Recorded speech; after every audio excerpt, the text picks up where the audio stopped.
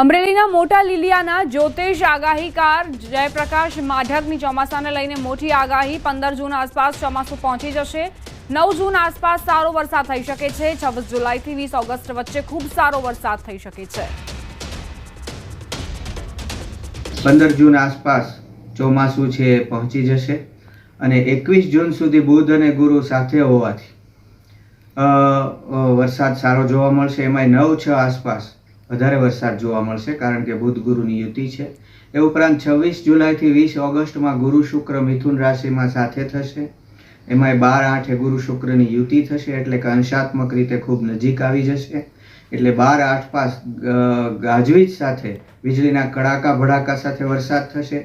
26 જુલાઈથી 20 ઓગસ્ટનો જે ગાળો છે એમાં ખૂબ સારો વરસાદ થશે કારણ કે ગુરુ શુક્રો યદેકસ્તો નર યુદ્ધમ તદા ભવેત અકાલ એવા ભવેદ વૃષ્ટિર જગત્યામ નાત્ર સંશય। એક બાજુ છે એ નર યુદ્ધ ચાલતું હશે અને બીજી બાજુ છે વરસાદ ચાલતો હશે। વધુમાં તેમણે જણાવ્યું કે વરસાદના 5 થી 6 નક્ષત્રો છે। 19 જુલાઈથી પુષ્ય નક્ષત્ર છે જેમાં મોરનું વાહન છે જેને પાણી ગમે છે। 6 ઓગસ્ટથી મઘા નક્ષત્ર જેમાં દેડકાનું વાહન છે। 5-6 નક્ષત્રો છે એમાં 19-7થી પુષ્ય નક્ષત્ર છે એમાં મોરનું વાહન છે એને પાણી ગમે છે। 16-8થી મઘા નક્ષત્ર છે એમાં દેડકાનું વાહન છે। 30-8થી પૂર્વ ફાલ્ગુની નક્ષત્ર છે એમાં ભેંસનું વાહન છે। 27 સપ્ટેમ્બરથી હાથીઓ હસ્ત નક્ષત્ર અને વાહન પણ મોરનું છે અને 10-10થી હાથી ચિત્રા નક્ષત્ર અને વાહન હાથી છે તો એમાં પણ વરસાદ થવાની શક્યતા છે। પાછોતરા વરસાદ સારા થશે। જુલાઈ ઓગસ્ટમાં સારા વરસાદ છે। 23-10એ સ્વાતિ નક્ષત્ર બેસશે દેડકો વાહન પણ એ વરસાદ દરિયામાં થશે અને દક્ષિણ ભારતમાં થશે। હવે આગળ વાત ચૂંટણી પહેલા ડખાની।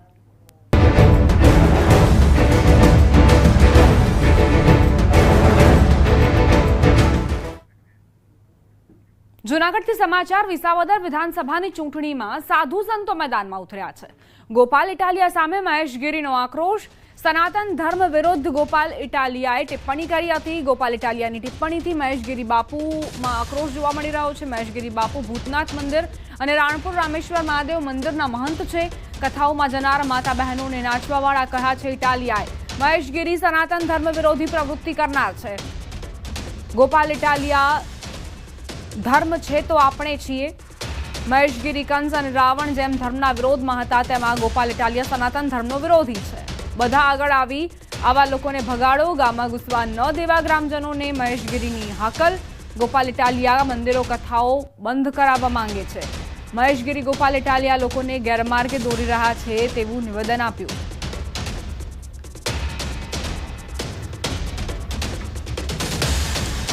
એમ કહું છું કે જે પોતાના માતા દીકરીઓને નાચવાવાળી કહી રહ્યો છે, આપણા ભક્તોને હિજડા કહી રહ્યો છે, દરેક ગામના અંદર છાજિયા લેવા જોઈએ બહેનો દીકરીઓએ અને આને ગામમાંથી ભગાડી મૂકો દેવો જોઈએ। અત્યારે મંદિર જઈ રહ્યો છે કોઈ પૂજારી મુખિયાઓ, હું એમને અપીલ કરું છું કે મંદિરમાં ઘૂસવા નહીં દેતા। આ જે રાવણ અને કંસ અને એવા બધા જે થઈ ગયા કળિયુગનો ધર્મને ધતિંગ કરવા વાળો આ આવ્યો છે અત્યારે ધર્મના નામે દુષ્પ્રચાર કરીને હવે અત્યારે ધર્મનો આશરો લઈને પ્રચાર કરી રહ્યો છે। મંદિરને શોષણનું ઘર કહી રહ્યો છે। તો ભૂતનાથ મંદિર અને રાણપુર રામેશ્વર મહાદેવ મંદિરના મહંત મહેશ ગીરી બાપુને આપ સાંભળી રહ્યા હતા। તેમણે પોતાનો આક્રોશ ઠાલવ્યો છે। તેમણે કહ્યું કે ગોપાલ ઇટાલિયા જેઓ મંદિરોનું અપમાન કરે છે, મંદિરો બંધ કરાવવા માંગે છે, કંસ અને રાવણની સાથે તેમની સરખામણી કરી અને સાથે જ તેમણે કહ્યું કે કથાઓમાં જનાર માતા બહેનોને તે નાચવાવાળા કહી રહ્યા હતા। મહેશ ગીરીએ સનાતન ધર્મ વિરોધી પ્રવૃત્તિ કરનાર ગોપાલ ઇટાલિયાને મત ન આપવાની આડકતરી અપીલ કરી છે કે તેમને મત ન આપો। આ રીતે હવે રાજકારણ ગરમાયું છે। કઈ રીતે ચૂંટણી પહેલા ડખા જોવા મળ્યા છે વિસાવદર બેઠક પર તેનો આ પુરાવો। ગોપાલ ઇટાલિયા સનાતન ધર્મનો વિરોધી છે તેવું ગણાવી રહ્યા છે મહેશ ગીરી બાપુ। તેમનું કહેવું છે કે આવા લોકોને ભગાડવા જોઈએ, ગામમાં ઘૂસવા દેવા ન જોઈએ। ગ્રામજનોને અપીલ કરી છે કે જ્યારે ગોપાલ ઇટાલિયા પ્રચાર માટે આવે તો તેમને ભગાડી મૂકો, તેમને પોતાના ગામની અંદર પ્રવેશ ન કરવા દો। સાથે જ તેમણે આરોપ મૂક્યો કે ગોપાલ ઇટાલિયા મંદિરો અને કથાઓ બંધ કરવા માંગે છે. મહેશ ગીરી જેઓ ગોપાલ ઇટાલિયાને ગેરમાર્ગે દોરનાર વ્યક્તિ ગણાવી રહ્યા છે. તો આ ગંભીર આરોપો મૂક્યા છે મંત બાપુએ અને સાથે જ તેમણે કહ્યું છે કે ગોપાલ ઇટાલિયા જો તમારા ગામડામાં આવે પ્રચાર કરવા માટે તો તેને પ્રવેશ પણ ના આપો, કારણ કે તે મંદિર વિરોધી છે, ધર્મ વિરોધી છે. જે બહેનો અને માતાઓને નાચવાવાળા સાથે સરખાવે છે તેને આપણે પ્રવેશ ન આપવો જોઈએ.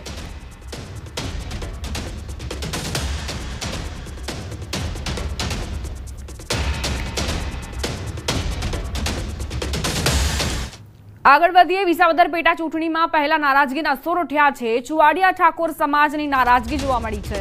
વિસાવદર પેટા ચૂંટણીમાં ચુવાડિયા ઠાકોર સમાજનું 40 થી 50,000 વોટિંગ હોવાનો દાવો, વધુ મતદારો હોવા છતાં અવગણના થતી હોવાના આરોપ મુકાયા. ઠાકોર સમાજના આગેવાને તો એમ પણ કહ્યું કે વિસાવદરમાં ભાજપ મોવડી મંડળ ઠાકોર સમાજના નેતાને પ્રચારમાં નહીં ઉતારે તો ભાજપને નુકસાન થશે. વિસાવદર પેટા ચૂંટણીમાં અલ્પેશ ઠાકોર, લવિંગજી ઠાકોર, ડોક્ટર મુંજપરા, ચંદુભાઈ શિહોરાને પ્રચારમાં ઉતારવા માંગ ઉઠી છે.